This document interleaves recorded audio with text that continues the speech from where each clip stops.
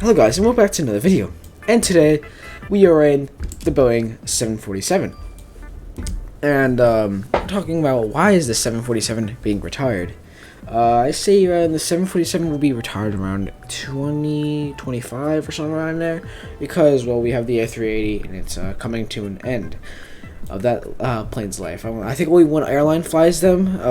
Emirates is right now trying to sell their airplanes, you know, those a380s. That's what I heard, but who knows, honestly. But I do know that the 747 and the A380 are retiring, and we're going to be talking about why it's retiring. And now, if I take any if I say anything wrong about the 747, oh, the 747 is retiring because of this, and it's wrong information, false information, just let me guys know down in the comments. Always being corrected. Anyways, but yeah, we're in right now New York, so we're gonna just turn on the aircraft. We turn on the aircraft by just pushing a bunch of buttons here. You know, just gotta push a bunch of these buttons. There's an APU switch somewhere. Fuel pump, APU, fuel valve. I don't know what that. Yeah, you know, should just push there. I turned it on with my magic power called Control E. Alright, anyways, now the airplane's being turned on by my co-pilot, first officer. We got all these 4 engines to turn on, and oh my god, this building, I swear to god. Okay, there you go. This engine, I think, 2? What engine is this? Engine 1, alright. Engine 1 is right now trying to be turned on, and then engine 2 will be trying to be turned on, and engine 3 and engine 4. All those guys will be turned on one by one by these little switches here. As you see, engine 1 has already been generated. Engine 2 is now getting its power generated to the, so it's right now it's generating power to be powered on, to generate power to the aircraft. So it's right now using its battery supply to start up all these engines. And it kicks up and uses all of its fuel once it starts spinning. And then it uses the power. The engine is a jet. Oh my god. The engine is a generator, right? And it powers the whole entire cabin. So yeah, that's what I was trying to go there. But anyways, we're going to be talking about why the 747 is retiring now. So the first thing is the A380 is retiring because of the inconvenience the whole plane has, and so it goes for the same thing with the 747. Not to mention it's a really old aircraft made in the 1960s. It's a very successful airplane. This is the 747-800. There's also and the oldest one is the 747-100. Which looks nowhere close, looks very old looking, and I'll pop a picture right here. Alright, you saw it, great job, yeah, okay. Anyways, now that, wow. I have everything what I want to talk about sorted, I just don't know what to talk about, because the plane is not in the air yet. We'll fix that situation once everything gets done. Okay, let's go. Yeah. Right. There. Now it's in the air, and now the situation is dealt with. So, anyways, the reason why the 747 is retiring is because of the fuel inefficiency. It's running 4 engines, and a lot of airlines like to use a lot of fuel anymore. So they like to use the newer airplane called the 777, the 787. Those airplanes are what's right now taking over the 747's, whole life. The only thing that right now I think the 747 is, still here is because of its cargo. It's super convenient. We have the 747 called the Dream Lifter. Yeah, the Dream Lifter. It's actually a very big aircraft. It's a big aircraft, that's all I have to say. The Dream Lifter is kind of weird. I'll pop a picture right there. And then the whole, and there's normal cargo planes that look like the, normal cargo planes. Oh my god, there's planes, the 747 that looks like the 747 you're looking at here. It's just that it has the nose will be opened up right here where the cockpit is. It'll be opened up, and you can put all of your cargo into there, which actually is really helpful. So the the pilots can be away from all that freight and stuff, and they can have more space to put. So like the pilots will be above the freight and cargo and stuff, which is actually pretty cool.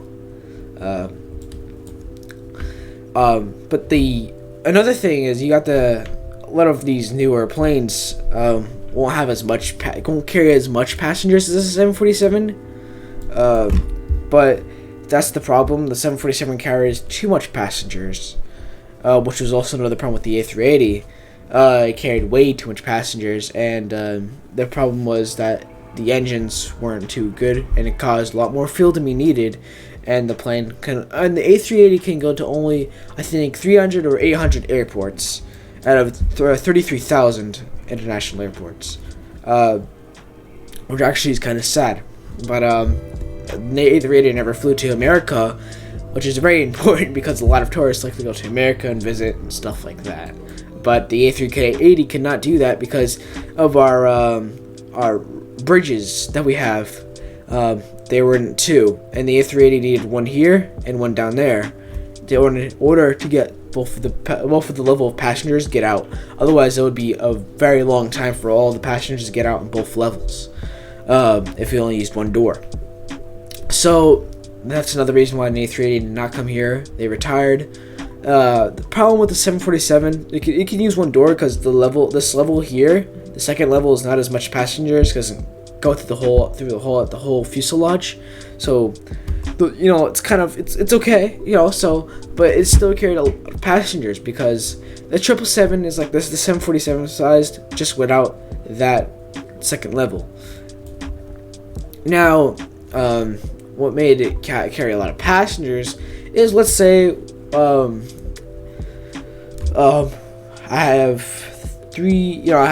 a flight. This is 747 flying over to Japan from America, but not there's not going to be much passengers that went aboard to that airport I wanted to go to. Let's just one airport in Japan, and everyone wants to go to another side of Japan, but now this plane was going to another side that's less popular. The plane won't have as much passengers on the aircraft, and you're wasting a lot of fuel, and you're not getting as much money back by taking that much passengers. Not to mention it's a very old aircraft, and they can't just keep on developing these.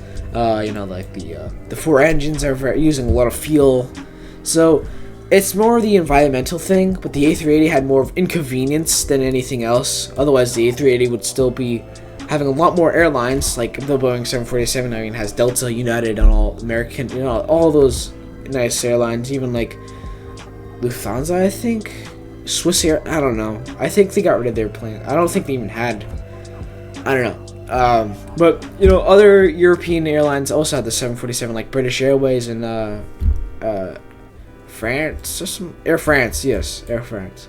A lot of those airlines will take the 747, but British Airways actually, I think, has one more 747. They're not really using it anymore. I think they retired it. I could be wrong on that one, but they did like a ceremony for the 747 on their airline, like the last 747 in British Airways, and they took fighter jets and flew around the whole entire 747. It was actually pretty cool. But yeah, now another fact about the A380, another inconvenience was what was the inconvenience? Was it that I mentioned the yes, I did mention the engine, how bad the engines are, because so much passengers go on. It's a lot of weight, amount of passengers that go on. Yeah, so the inconvenience of the A380 is more the reason why it's retiring. The 747's reason is it's very old, and it is actually it's we're not really wanting to use jumbo jets at the time anymore. I'd say by 2050 we'll be done with jumbo jets. We're just gonna be getting rid of them all.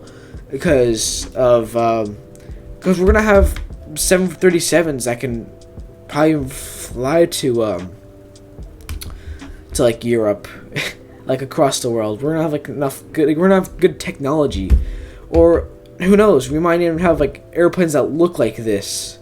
It may look like something a little different. So like, jumbo jets won't be even created because it takes a lot of money, a lot of fuel, all that stuff, and a lot of airlines won't even need them. I say the next airplane that will come to the closest end is the sonic boom aircraft. Will come back to its generation. I didn't know, like in like the 1960s, we did have the a lot of airlines, a lot of people wanting to make supersonic aircrafts, like the Concorde. The thing with the Concorde though was the Concorde had an incident, and it was very expensive to run that fuel. But I think with the fuel where, because with the airlines that have like the Concorde and all that had the Concorde at least,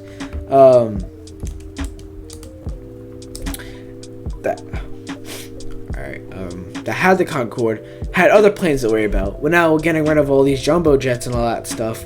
Won't need to worry as much fuel, and you can just use all that fuel on a Concorde, or not even a Concorde, a supersonic jet that takes a lot of fuel and a lot of money to fly. So then another problem with the Concorde that made it retire was again with the passengers inefficiency, how the fuel efficiency very loud. A lot of people complaining about how loud it was, and then the incident in 2003. The incident that happened in 2003 is a piece of metal flew into the engine,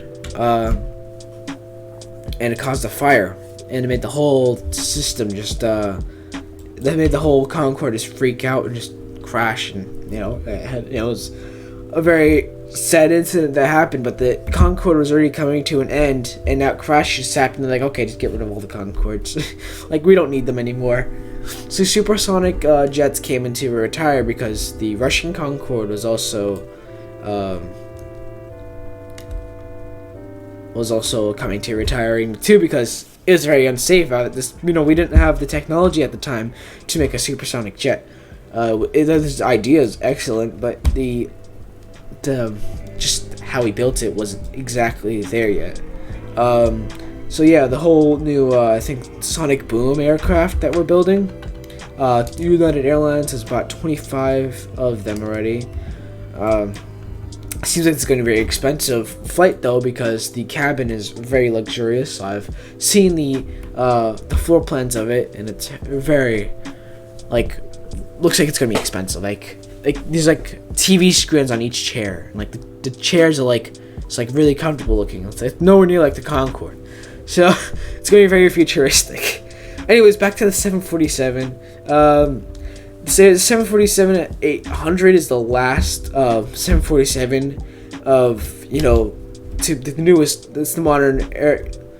The 747-800 is the most modern aircraft, most modern 747 built. It is also the biggest and also the quickest stopper, I think, at least in my opinion. This plane, I think, has flown to, I think, like that one beach. I'll pop a picture of it. But it's the 747 that, that one, airport that's, where, you see all the airplanes and they land, almost on the beach, kind of. It's very good a tourist attraction. But yeah, 747 has landed there, and the runway is not as big as, it's not a big runway, but 747 can land at very nice airports, which is very convenient, and unlike the A380, which needs a longer runway. This can also take off pretty fast because it's 4 engines, and it doesn't have as much weight as the A380. Also, the engines, I'm sure, were much more different at the time. With the Boeing. Why can I not talk today? Sorry guys. I was very desperate for a video idea, and this is the last thing I had in mind. Probably not the best idea, but I was talking about retired aircrafts, But yeah, the jumbo jets of, just forget what I said about the A380. Just don't worry about it, please. Oh Jesus. Don't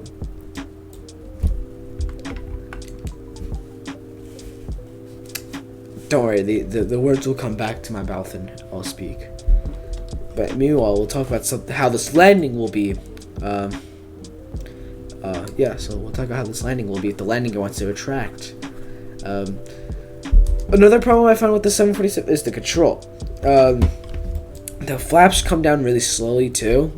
And the landing gear actually come out at 11 speed, which is actually very surprising to its modern technology, because again the plane was made in what? Oh my god, 1960. Yes, around there, and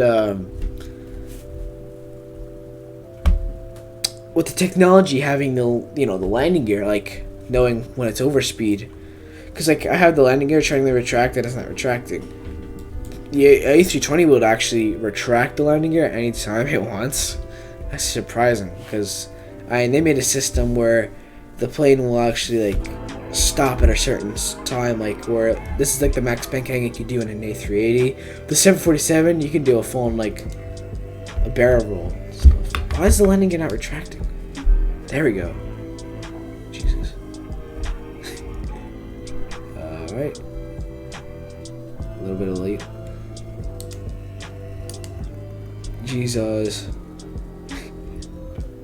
I hate landing this plane though.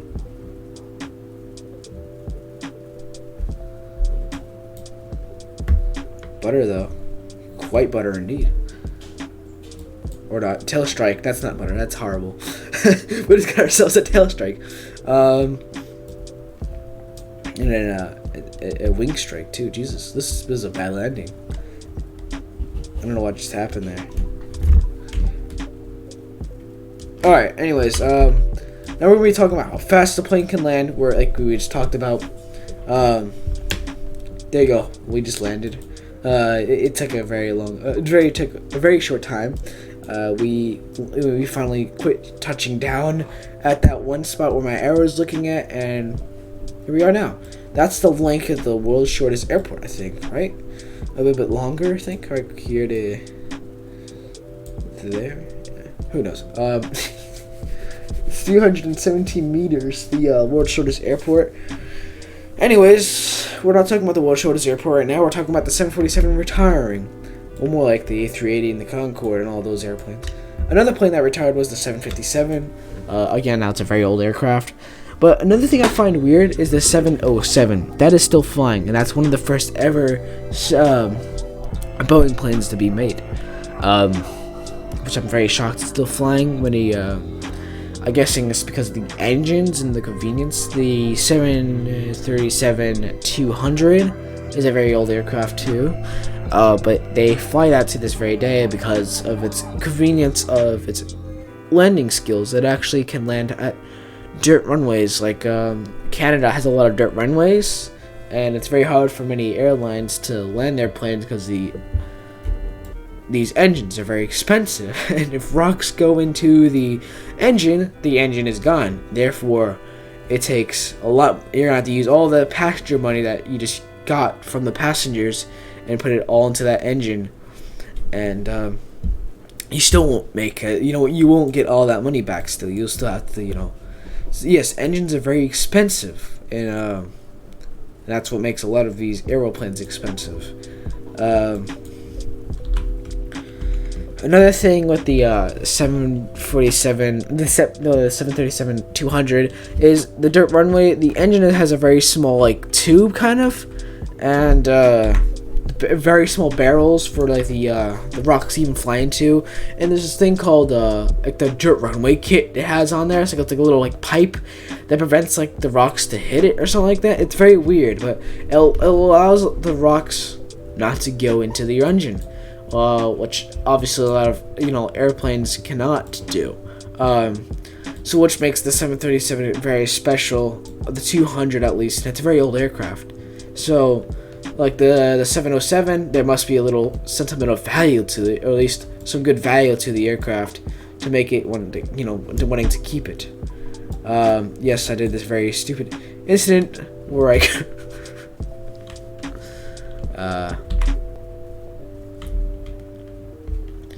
We won't worry about that.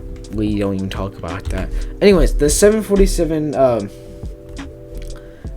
I think we shouldn't retire at the time, because I mean, what we talked about why it's retiring is only because of passenger issue. Not as much passengers want to fly to one destination, but you can fix that problem by probably adjusting that airplane to a different, the one that's more popular.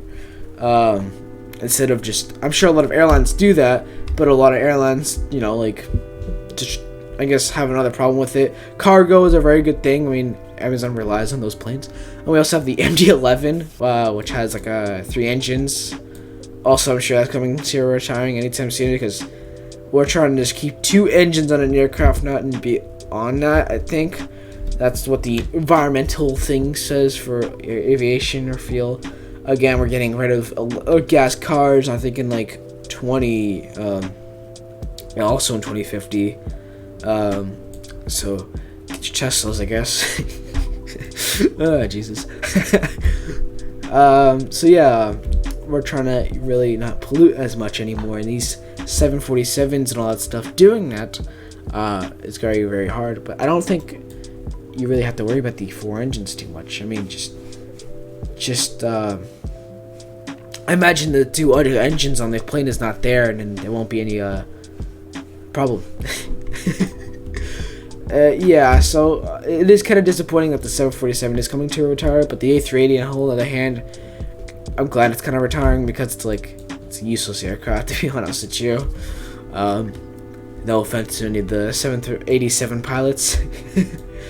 There's a thing called the 737, not the 7, the A330. That's a thing. So yeah, just do that instead of an A380, please.